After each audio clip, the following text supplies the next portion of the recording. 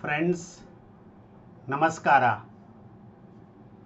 Today I am going to be speaking to you on the Gurukul practices for modern education. As you all know, India has always boasted of a very rich tradition in the area of education since ancient times.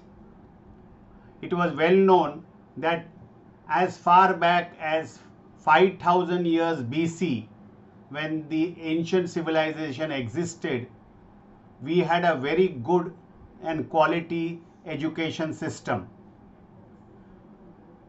In different parts of our history or different times of our history, people from other countries, especially from Oriental Asia and other parts of Europe and the Middle East, people came to India to get quality education.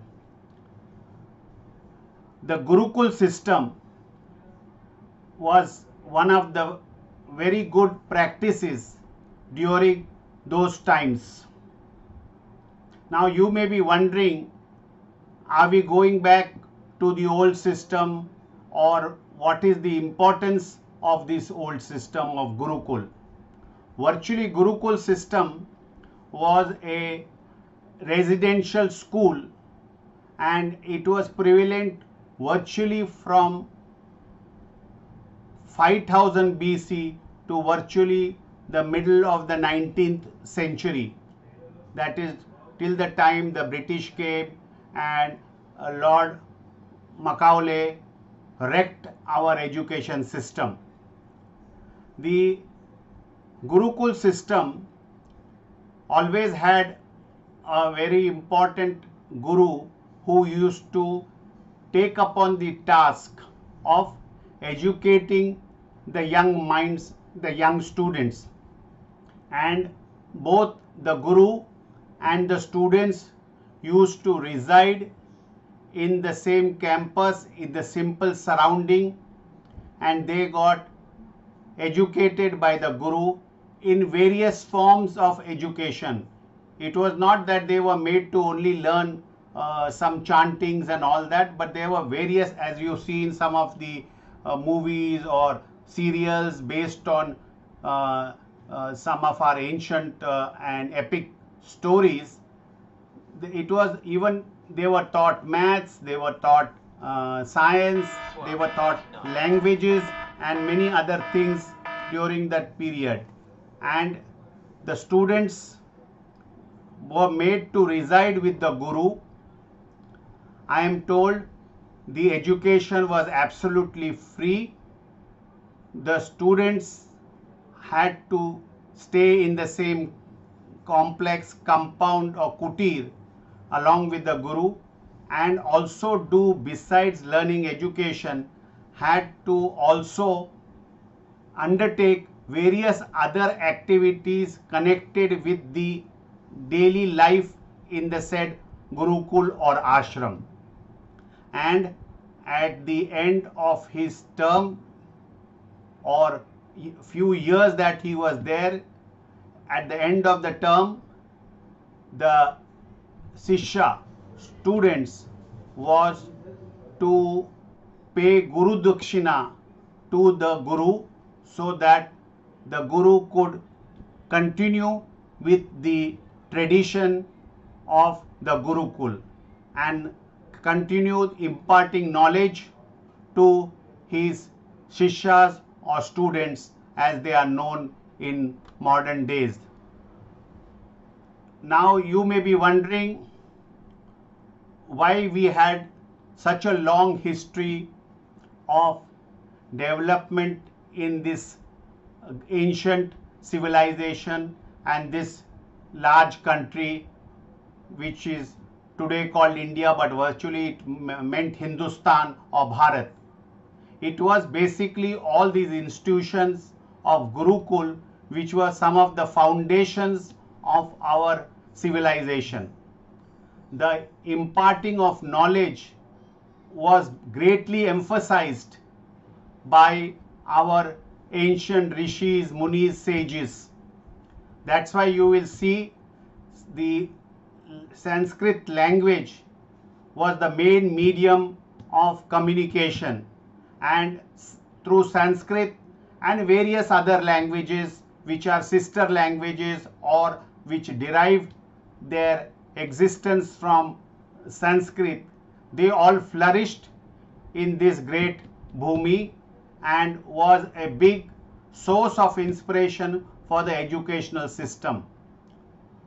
What happened was, after the I would say last 800 years, when invaders started coming into India, they wrecked many of our traditional institutions and tried to either manipulate or wreck the existing system.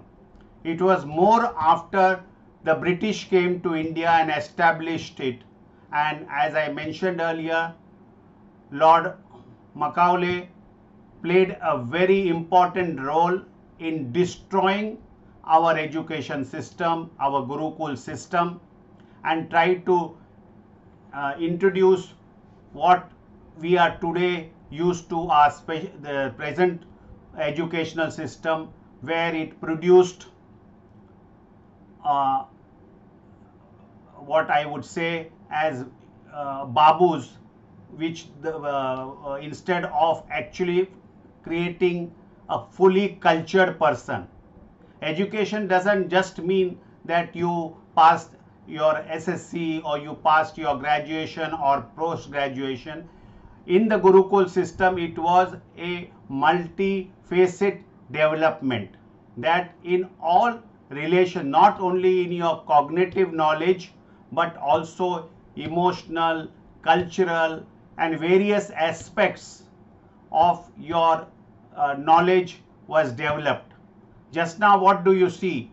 The English system or the Lord Macaulay system has converted us in a rat race for scoring marks and getting a certificate or a degree and then competing for an exam. It not necessarily makes you into a very cultured human being. Like what we used to say in ancient times, Arya Putra. In fact, the blessings used to be of those types. But today we are in a mad race for just getting marks and trying to beat the other. But we do not know whether we are developing ourselves on all aspects. Even all aspects, when I say, it means culturally, knowledge-wise, trying to understand the universe, trying to understand the environment, respect for our gurus, our parents, our surrounding, and also to respect all other human beings. In fact, all these teachings and all our sacred books, it's not just a religious book. In fact, I would say it is not a religious book. All our books, ancient books or epics or the Upanishads or Vedas, all these things are basically tools for our creating a civilized man. In fact, if you had knowledge of all these epics or books or poems or literature, you would be making yourself into a perfect man. And Gurukul system ensured that we were that type of Indian. In fact, one of the reasons why Hindus and the Hindu culture survived for so many centuries, if you go to the neighboring other countries, you will see with the onslaught of the invasions by the Islamic forces or the Christian forces or the missionary forces, most of the neighboring countries, whether it was Iran, Iraq, Egypt, Europe and our neighborhood, because of this Islamic invasion or missionary invasion, most of these countries almost became 100% Islamic or other religion.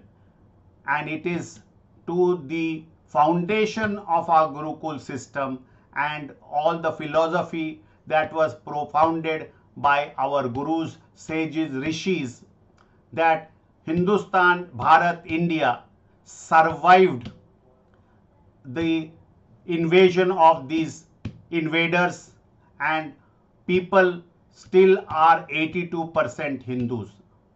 These are the institutions of Gurukul or language or culture or teachings which the invaders couldn't destroy. No doubt the British tried the method of changing our education system and made us virtually slaves of just working and becoming clerks, perhaps in the East India Company, or saluting the sahibs and being servants. So now also, if you see, even after 70 years of independence, the culture which has been introduced by the British or the Englishmen continued. We are slowly coming out of it. The new education policy, maybe we cannot go entirely to the Gurukul system of education, but some of the good features of the Gurukul system modified to the modern times of living can be justified, because we have to learn different aspects of being a human being or being a student or being a responsible citizen. The Gurukul system taught us that, and we should have been proud of that and continued the same tradition. In fact, I am very sure that just like slow and slow, the old traditions are slowly coming back in our system. For example, I would say one of the traditions of the ancient civilization was the Ayurveda medicines. Slowly, you must be now realizing, even during the trying times of COVID, the Ayurvedic foundation, or the food which we eat, or the immune system which we Indians or Hindustanis have got, is much better than the Western type of food or the Western type of immunity. And that is why you must be seeing, in spite of being such a large population and such a large country, the mortality rate is comparatively quite less on the COVID front. It is basically our basic upbringing, our food habits, our immunity that has made us strong. So Gurukul system is one such important aspects, and I am happy that we are having this series of lectures on the importance of our education system, and Gurukul system is a very good and appropriate system for our Indian culture. I am happy to be talking to you on this issue, and I look forward to being associated with other lectures, and I wish the organizers all the best for their future events and in their activities, which is basically focused on education. And I am happy that they are doing a great service to the nation by highlighting the importance of education and make the students into better citizens. Jai Hind. Dhanyavadam.